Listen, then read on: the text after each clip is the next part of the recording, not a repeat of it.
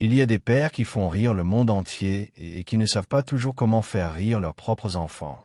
Pas parce qu'ils manquent de talent, mais parce que la scène prend tout. L'énergie, le temps, la meilleure version d'eux-mêmes. Et ce qui reste pour la maison, c'est souvent l'envers du décor. La fatigue, les doutes, l'homme sans le costume. Coluche était cet homme-là, immense devant les caméras, complexe dans la vie. Un génie du rire qui portait en lui une tristesse que peu de gens ont vue. Et un père qui aimait ses enfants avec intensité, même quand il ne savait pas toujours comment le montrer. Il a eu 2 fils, Romain et Marius. 2 garçons qui ont grandi avec le nom le plus célèbre de la comédie française et qui ont payé ce privilège d'un prix que personne ne voit sur les affiches. Aujourd'hui, on va parler d'eux, de ce qu'ils ont vécu, de ce qu'ils ont traversé, et de ce qu'ils ont fait de leur vie après la mort brutale d'un père que le monde entier pleurait pendant qu'eux apprenaient à marcher sans lui. Michel Coluxy naît le 28 octobre 1944 à Paris, dans le quartier de Montrouge. Fils d'un père italien et d'une mère française, il grandit dans un milieu modeste, loin du glamour et des paillettes. Très jeune, il comprend que faire rire les autres est une façon de survivre. Une façon de prendre de la place dans un monde qui ne vous en donne pas assez. Il développe ce talent avec une énergie qui déborde de partout. Il est incontrôlable, imprévisible, irrésistible. Il devient Coluche. Pas Michel Coluxy. Coluche. Un personnage. Une force de la nature. Un homme qui monte sur scène avec une salopette rayée et qui démonte tout ce qui ne va pas dans la société française avec une précision chirurgicale, déguisée en gros bon sens. Le public l'adore parce qu'il dit tout ce que tout le monde pense tout bas. Et il le dit d'une façon qui fait mal et qui fait rire en même temps. En 1975, il épouse Véronique Cantor. Ensemble, ils ont 2 fils. Romain, né en 1974, et Marius, né en 1977. Une famille, un foyer, une tentative de construire quelque chose de stable dans une vie qui ne l'est pas vraiment. Parce que Coluche est un homme en mouvement permanent.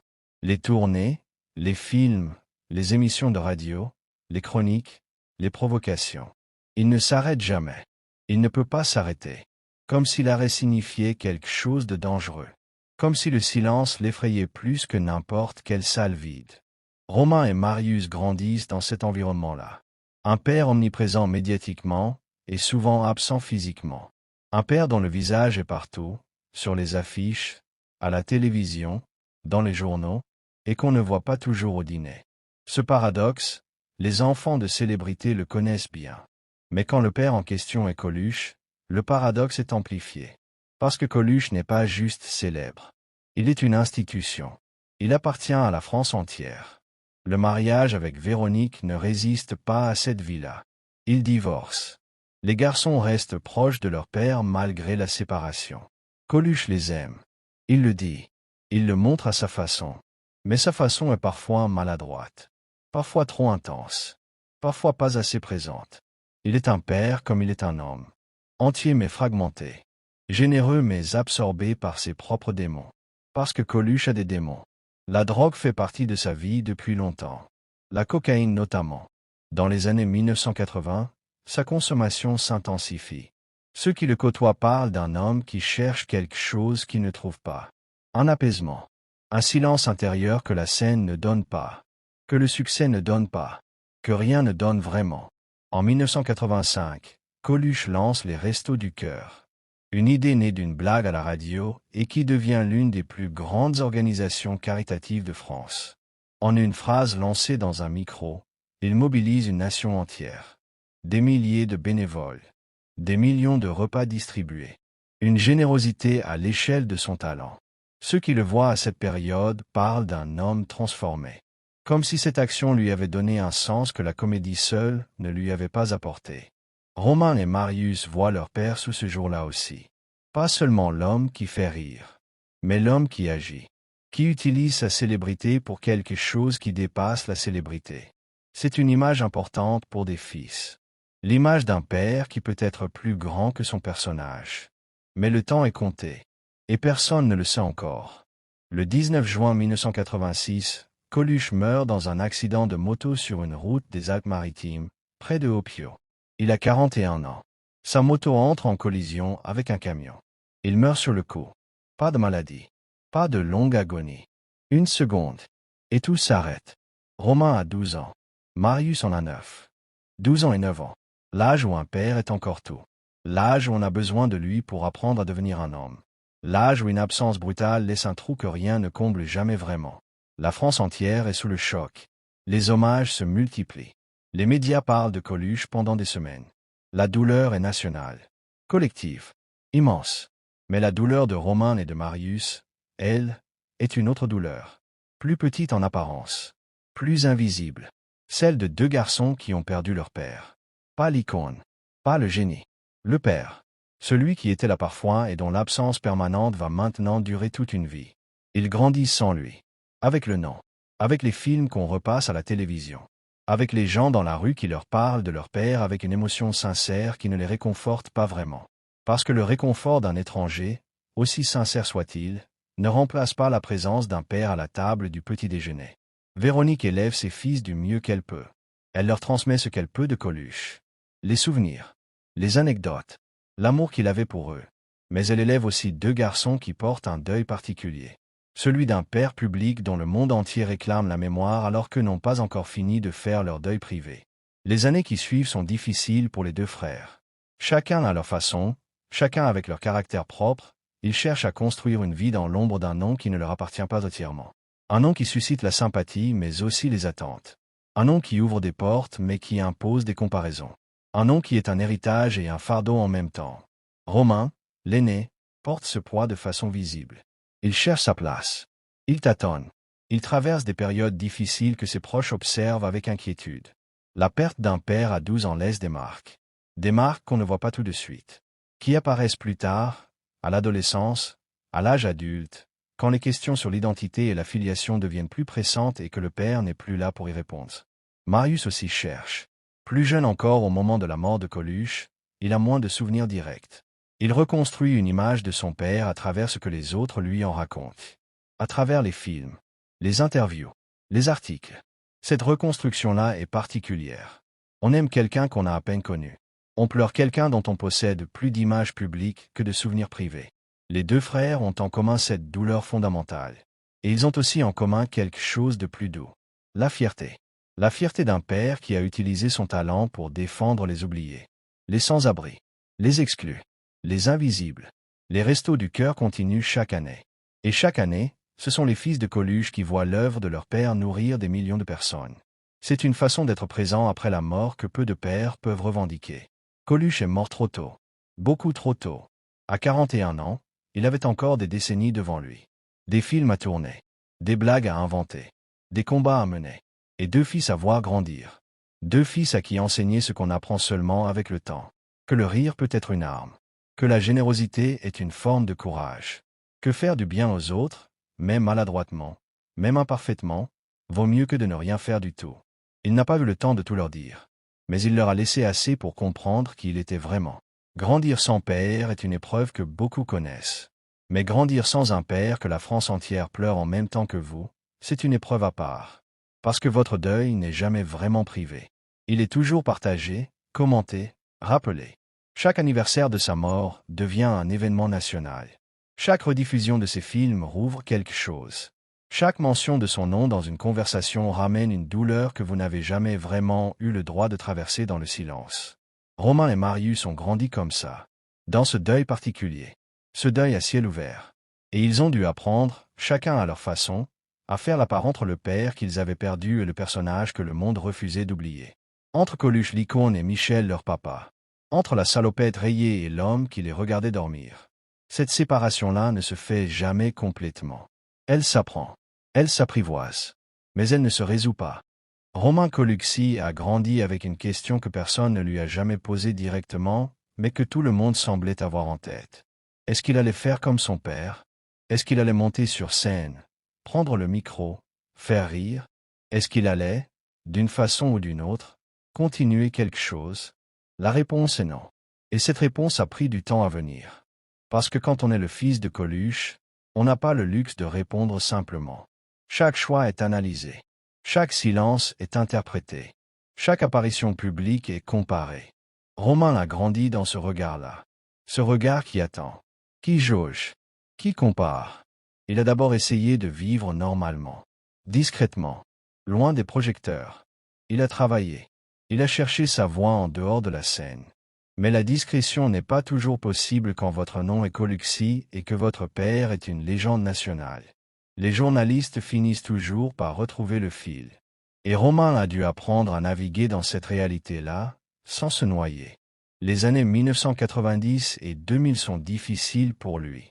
Ceux qui le connaissent parlent d'une période de turbulence, des problèmes personnels, des difficultés à trouver un équilibre dans une vie où le poids du nom s'ajoute à celui du deuil. Romain a perdu son père à 12 ans. Cette blessure ne disparaît pas. Elle se transforme. Elle prend d'autres formes. Elle se manifeste différemment selon les périodes. Mais elle est toujours là. Il a parlé de son père dans quelques interviews accordées avec précaution.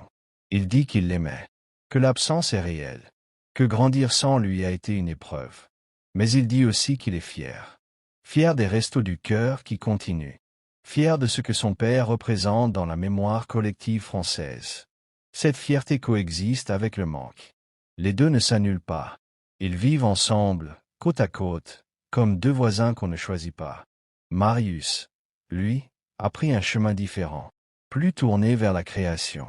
Il a travaillé dans le milieu artistique, dans des fonctions qui lui permettaient d'exprimer quelque chose sans être constamment sous les projecteurs. Il a cherché à construire une identité propre, distincte du nom paternel, tout en assumant ce nom. C'est un équilibre délicat, presque impossible à tenir parfaitement. Mais Marius a essayé.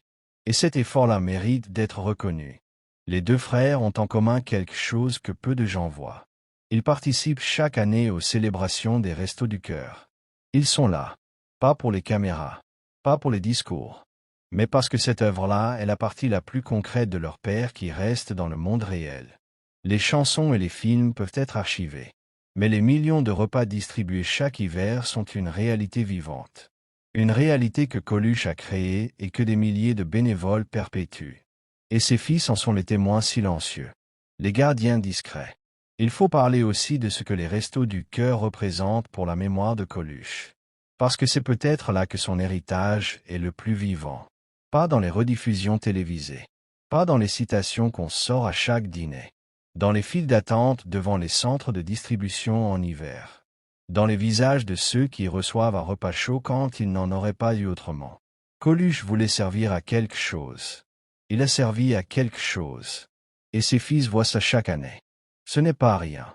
C'est même beaucoup. Qu'est-ce qu'on devient quand on est le fils d'un homme que tout le monde aimait? Qu'est-ce qu'on fait avec cette gloire héritée qui ne vous appartient pas? Qu'est-ce qu'on répond quand quelqu'un vous dit que votre père était un génie?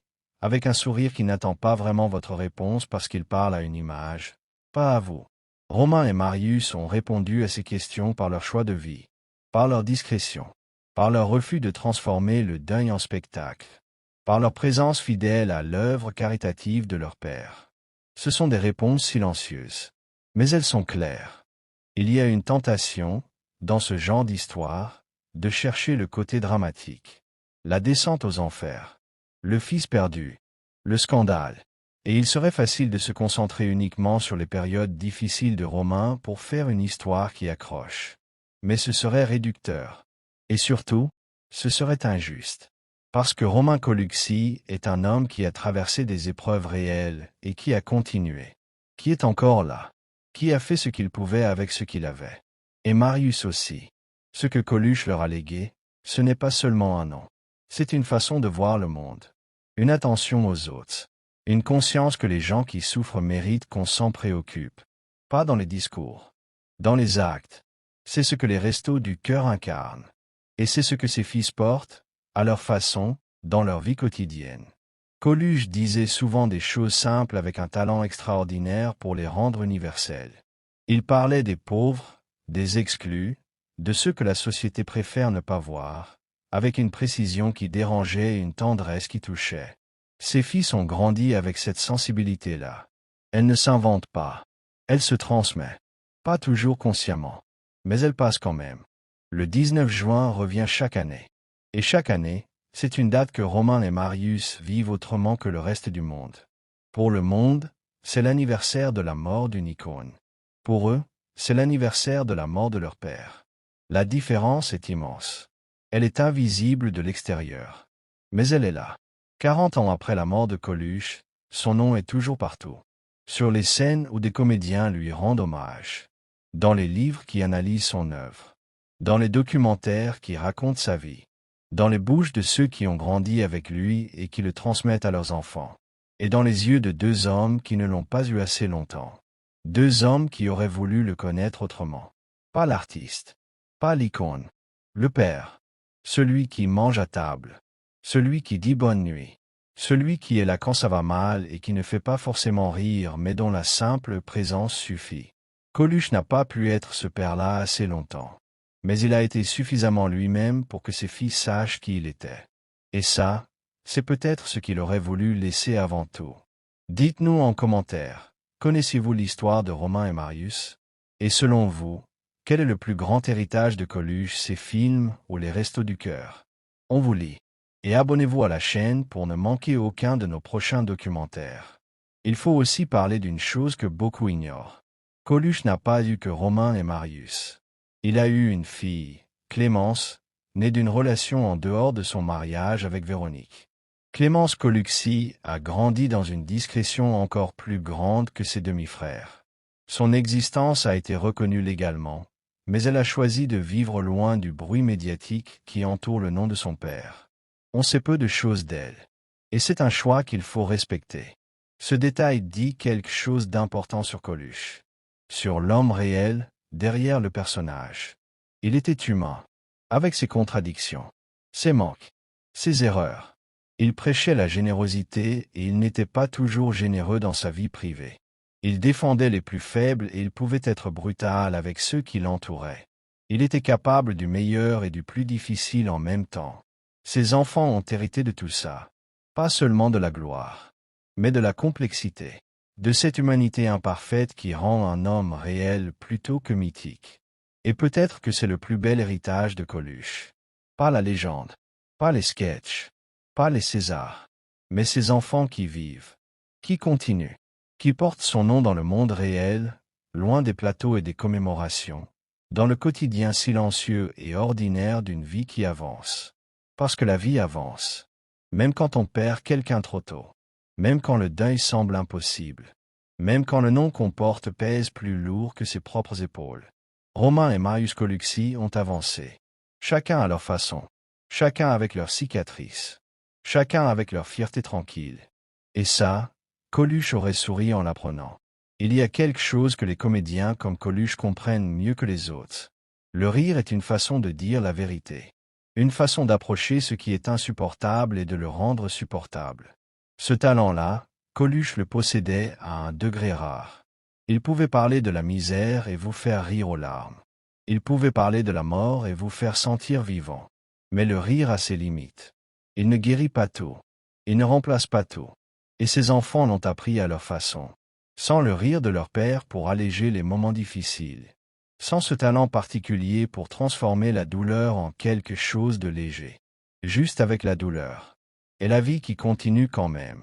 Romain a aujourd'hui plus de 50 ans. Marius aussi approche de la cinquantaine. Ce sont des hommes adultes qui ont construit leur vie, qui ont leurs propres histoires, leurs propres deuils et leurs propres joies. Des hommes qui sont les fils de Coluche mais qui sont aussi bien plus que ça. Cette nuance-là, on l'oublie souvent. On les réduit à leur filiation. On les voit à travers le prisme de leur père. Alors qu'ils sont des personnes entières. Avec leur propre vie, leurs propres identités, leur propre façon d'être au monde. C'est peut-être ça, finalement, le vrai héritage de Coluche. Pas juste les Restos du Cœur, pas juste les films. Ces deux hommes qui avancent, qui vivent, qui portent un nom immense avec toute la dignité tranquille que ça demande. Chaque jour, sans caméra, sans applaudissements, juste la vie, réelle, ordinaire et précieuse.